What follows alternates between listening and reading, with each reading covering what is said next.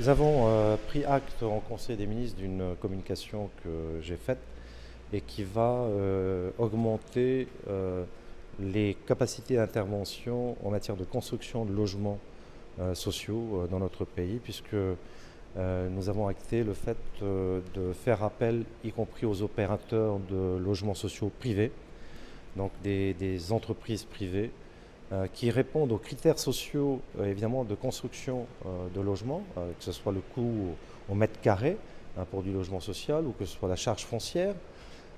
Et donc nous allons faire des appels à projets et procéder à ces acquisitions de ces collectifs sociaux au travers de ce qu'on appelle la VFA, la vente en état futur d'achèvement. Donc les pouvoirs publics s'engagent à terme, donc après la construction, à la certification de ces collectifs, d'acquérir, selon des modalités qui sont prévues par convention, les collectifs sociaux en question. Ça peut être des appartements, par exemple.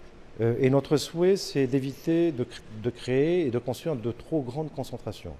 C'est-à-dire que notre souhait est de permettre à ces petits collectifs d'être diffusés à l'intérieur du tissu urbain, que ce soit sur Papara, que ce soit sur Paea, sur Fa'a, sur Papeete, etc., dans la zone urbaine, peut-être aussi sur Travao et pourquoi pas sur Morea, afin d'éviter de trop grandes concentrations et de permettre aussi la mixité sociale, c'est-à-dire d'avoir des gens qui ont des difficultés de vie, c'est vrai, mais qui sont à l'intérieur de quartiers où on retrouve un certain équilibre.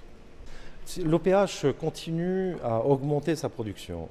On estime que 150 logements pour du logement social, je ne parle pas de frais MTR, je parle bien de lotissements sociaux, 150 à 200 par an, c'est ce que peut fournir l'OPH sur les 5 prochaines années. Donc il nous faut démultiplier, et pour démultiplier, je pense que l'intelligence aujourd'hui nous pousse à appeler les opérateurs privés et à nous accompagner dans cette démarche de construction de logements, parce que nous avons un besoin important. Nous avons 2500 familles aujourd'hui qui sont en attente, et ça nous permettrait surtout de diminuer par 2 le temps nécessaire pour répondre aux besoins de tous. C'est-à-dire qu'au fait, non, pas forcément du foncier. Les opérateurs peuvent venir avec le foncier, plus leurs opérations de construction, les plans, etc. Ce qu'il faut simplement, c'est de répondre aux coûts sociaux que nous avons. C'est-à-dire de construire selon des coûts que supporterait par exemple l'OPH.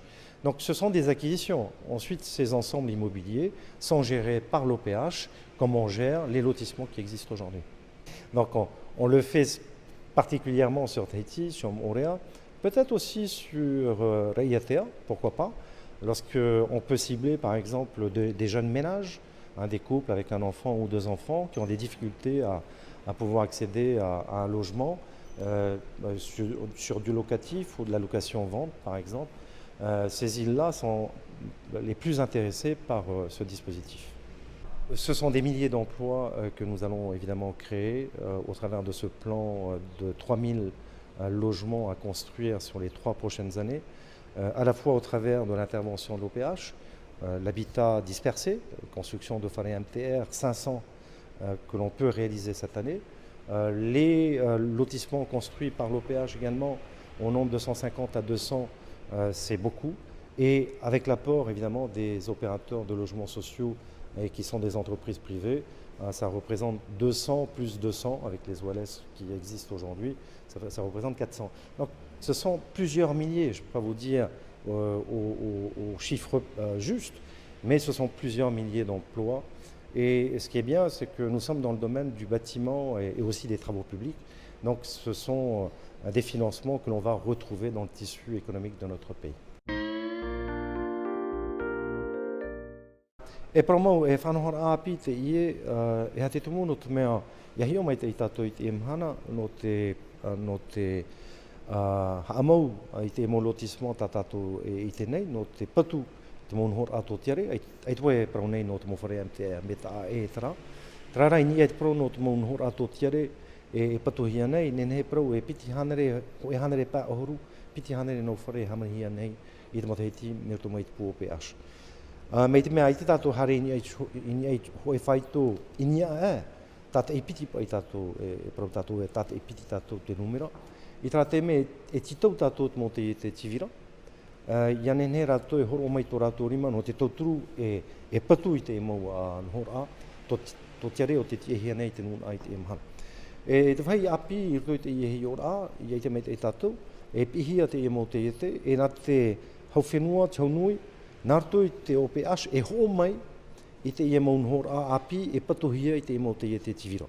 Mei te mea, e auraro rātou te whanahora i ni e te whaito te moni o te hamau e hia no te patur ai te mo nhora.